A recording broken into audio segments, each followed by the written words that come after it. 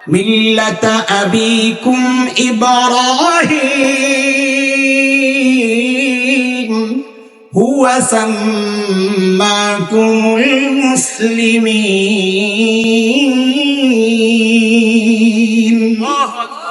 খলিল ইব্রাহিম যখন বাইতুল্লাহ বানান, আল্লাহ খলিলের দিলের মধ্যে ওই কথা ঢেলে দিয়েছেন, খলিল এমন দামি একটা কাজ আপনি করেছেন, আমি আপনাকে পুরস্কার দিতে চাই, কি নেবেন বলেন?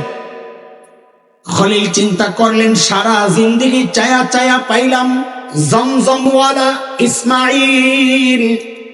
কারে পাইছেন বলেন? জমজমওয়ালা। আমি ইসমাইল বলছি বোঝানোর জন্য, আপনারা ওই পর্যন্তই বলেন। বলে কারে পাইছেন?